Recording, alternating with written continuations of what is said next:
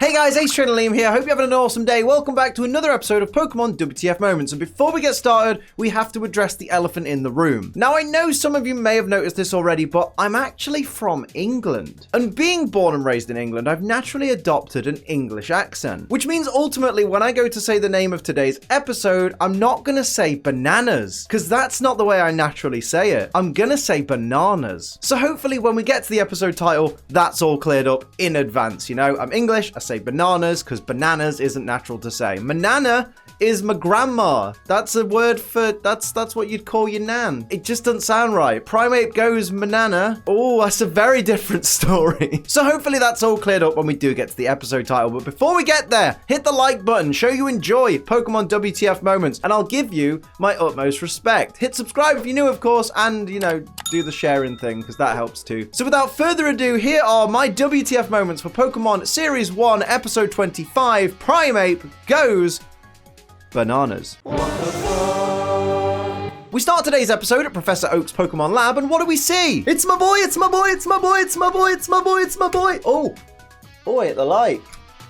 Oh heck, good thing it's not on. Ash calls Professor Oak to brag about getting 4 gym badges, and Professor Oak informs him that all of his Pallet Town rivals have already got 5 badges, including Gary Gary, and Professor Oak also points out that Gary Gary has caught 30 Pokemon. Now, I did a quick bit of research, and I mean quick, like this might not be totally accurate, but at this point in his journey, assuming he's following the same routes as Ash, because he always seems to be like one step ahead of Ash, so you'd think he's going down the same routes, for Gary Gary to have caught 30 Pokemon, he would have needed to have caught every available Pokemon on every route that he's been down so far, including fishing encounters. And I'm pretty sure he must be including evolved forms of Pokemon that he already has. So he might be counting Nidoran and Nidorino. Also, I'm pretty sure when Ash called Oak from Bill's Lighthouse that one time, Oak said Gary had caught 45 Pokemon. So where did the other 15 go? Oh, he must have had a really rough day when he got to Pokemon Tower. Professor Oak and Krabby apparently enjoy writing poetry together, but let's face it, Krabby's not writing any of these poems, is he? Until I hear a poem by Professor Oak that has the line,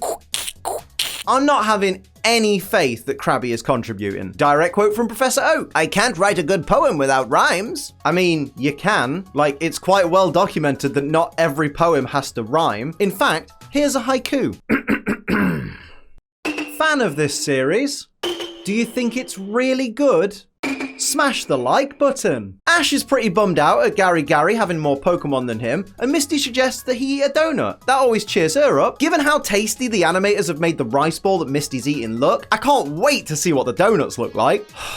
Direct quote from Brock. These donuts are great. Jelly-filled is my favorite. Nothing beats a jelly-filled donut. Oh, God, they expect us to believe the rice balls are jelly-filled donuts. Curse this dub! I'm just saying, this is a big L for the dub. In this instance, the dub does not get a dub. Do you know what I mean? Brock says that being a good Pokemon trainer is about quality over quantity, especially if you've got different kinds of Pokemon. Let's be fair, even with 5 Pokemon, none of which share any types, Ash is still crap. Direct quote from Dexter. Mankey, a pig monkey Pokemon of the fighting type. Known for its superior footwork, it packs a powerful punch. Surely if it's known for its superior footwork, you wouldn't be commenting on its powerful punches, you'd be commenting on its powerful kicks.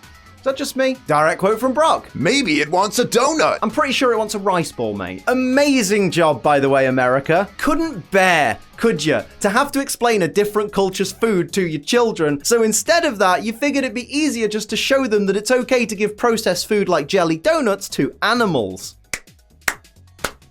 America! Direct quote from Brock again. That donut is my own special recipe. Oh, really? How does that recipe look? Little bit of rice, little pinch of salt, maybe a bit of seaweed? Ash throws a Pokeball to try and capture Mankey. But Mankey, seemingly with mad accuracy, throws the jelly donut at the Pokeball and that gets captured instead. Ash opens the Pokeball and even though he watched the whole thing happen, still exclaims, "It's a donut!" Well, yeah, of course it is. You watched this whole thing play out. Mankey knows Thrash, which means it's at least least level 39, which at first I thought was quite high. But after a bit of research, I found out, yeah, this is actually quite a good level to be at right before the 5th gym. So bravo to the writers for getting something right for a change. Brock goes to throw another donut to Mankey to try and calm it down, but accidentally refers to it as a Pokeball. So first there were rice balls, then Brock decided they were jelly donuts, and now he thinks they're Pokeballs. This Brock boy needs his eyes testing, mate. Behave, comment section. I know exactly what you're thinking. The rice ball simply smashes across Mankey's face, not slowing it down a bit, and Brock cries out, "Ah, I wasted a donut!" No, you didn't. You wasted a rice ball. Misty stumbles and gets kicked in the back of the head by Mankey as it runs over her. Poor girl didn't even do anything to Mankey. Mankey is an arsehole. Pass it on. Mankey catches up with Ash and starts pummeling him in a comic cartoon cloud of dust, and Brock asks, "Are you okay, Ash?" He's getting his arse handed to him by an angry pig monkey. What do you think? Seriously though, Brock's intelligence took a nosedive this episode. What happened to him? Mankey steals Ash's hat like a proper old school bully, and honestly this just makes my blood boil. I really hate when a bully takes something like a hat from you, because it's something that's kind of low value, that's kind of too low a value for you to really get noticeably angry upset about, because people will just be like, well, it's just a hat. But at the same time, it's got certain significant importance to the owner that you can't just go,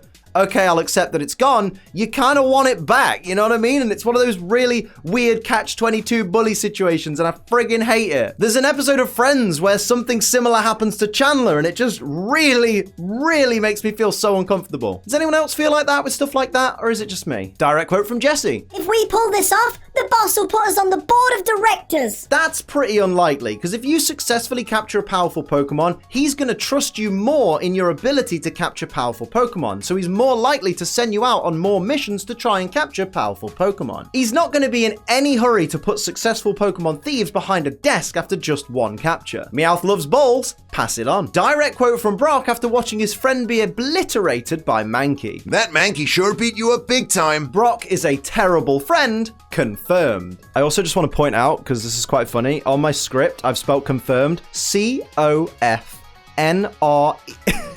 Wait, C-O-F-N-R-I-E-M-D. Confirmed.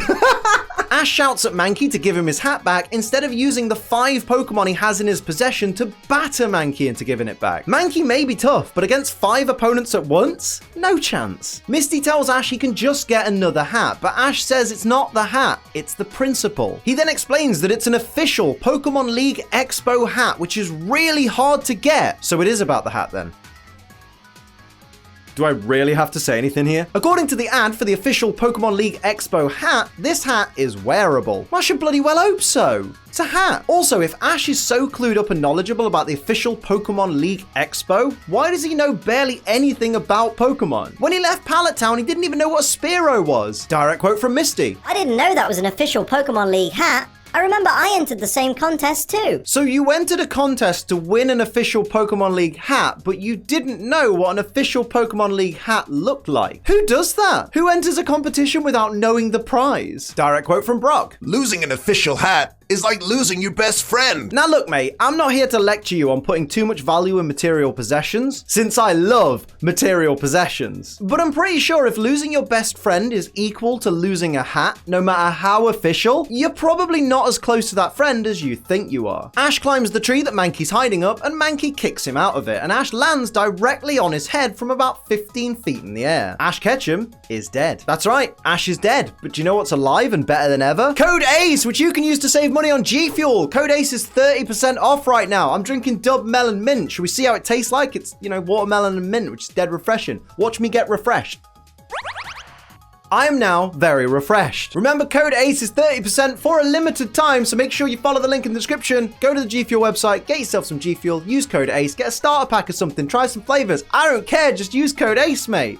Cheers. James isn't impressed with Mankey randomly pressing itself against the individual members of Team Rocket, so punts it out of frame. What's with James and kicking Pokemon? Hey look, James has been watering his roses, which means tomorrow, if he's lucky, he might end up with blue ones. Neither Jesse nor James know what a Mankey is. How is a Pokemon like Mankey not more well known in the Pokemon world? Well, actually, Liam, just because Pokemon exist in this world doesn't mean that every person is going to know all of them. Much in the same way that not every person on Earth knows that a sugar glider exists or a black and rufous elephant shrew exists. That's actually a really great point. I guess I'll cut the people of the Pokemon world some slack from now on. I won't, obviously. Mankey evolves into Primeape, who appears to be in the same mood that I'm in when I get woken up in the middle of the night by my neighbor's wind chimes.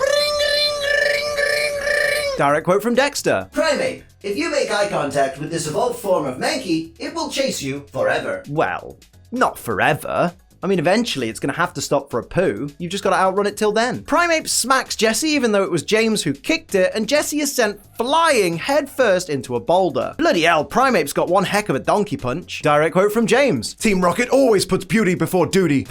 Duty. Jessie, James, Meowth, Ekans, and Coughing all get into a scuffle with Primeape, and you can hear each of them crying out whenever they take a hit, except for James, who you can just hear going, oh.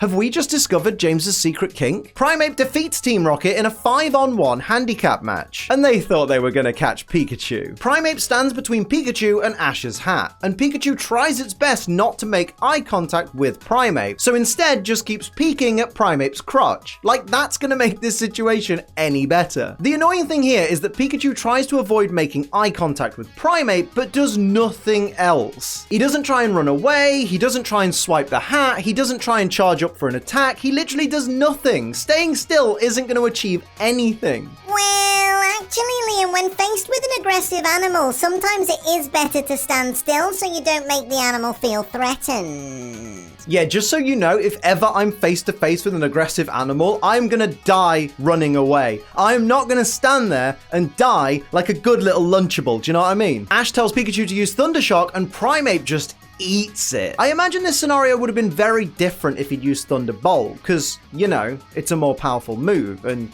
you know, Pikachu does know it. You know? Brock tries to reason with Primeape, but then screams in terror as Primeape punches him several times in the backpack. But hey, at least it was the backpack taking the punches, Brock, and not you yourself. Oh wait, never mind. So after Ash and Misty ran away, with Primeape chasing right behind them, leaving the beaten and battered Team Rocket in the dust, Team Rocket somehow then managed to get in front of everybody and start digging a hole. They fast. Wait, how big is Ekans? I never realized it was that huge. Maybe it's only that big when it's excited. Wait, why would it be excited? I mean, it is deep in a hole, and it is being ridden by James. Mate, there are just too many innuendos here, and too little time. Jessie even says, why don't you come for a ride on my head? I can't do this. Direct quote from Misty. Primeape is too dangerous to capture, Ash. Yeah, okay. Tell that to Eternatus and all the other legendary Pokemon that we're forced to capture if we want to continue the story in the games. Next to them, Primeape's no biggie. What's this? Ash using various Pokemon, tactically switching from one to another depending on the situation? Who are you? And what have you done with Ash Ketchum? According to Dexter, Charmander taking all that punishment from Primeape was just it using Rage. Although Rage won't be activated until you've actually attacked, which so far Charmander hasn't done. So this feels more like Bide than anything. Charmander gets ready to fire off a huge Rage attack, which for some reason here appears to be a fire type move like Flamethrower, even though that's not how Rage works. But of course, Pikachu jumps in at the last minute to save Ash's hat before it gets burnt to a crisp on top of Primeape's head. But what about all those other times where Charmander tried to use Flamethrower and Pikachu didn't budge? Ash throws a Pokeball at Primeape and Primeape gets sucked in, and the Pokeball lands with the white side up. And immediately in the very next frame, it's red side up. How did it roll over so quickly? The Pokeball stops shaking after a short while and the light dims on it and it makes the sound that signifies that Ash has captured a Pokemon, and then immediately starts shaking again for a little bit and then makes the capture sound again. Is this a knockoff Pokeball? Ash mate, stop buying your Pokeballs from the pound shop. So for what feels like the first time in ages, Ash actually battled a Pokemon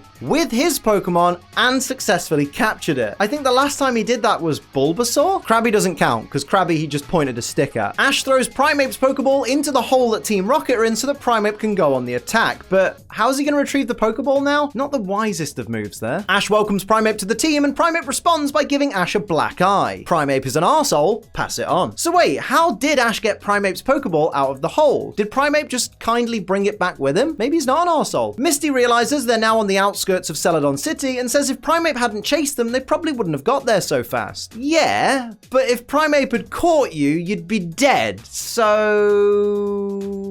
Team Team Rocket land amongst a horde of wild Primeape, and all I can say is, prepare your anuses. And we end with a direct quote from Team Rocket in unison. I wish we had some donuts. No, you don't. You wish you had some rice balls. So those are my WTF moments for this episode. Let me know your favorites or any I missed in the comments below. Hit like, share, and subscribe. If you'd like to support the channel like these beautiful people here do, pledge to my Patreon, patreon.com/AceTrainerLiam. And for 30% off G Fuel, use code ACE today. But until next time, I'm Ace Trainer Liam. Keep on training.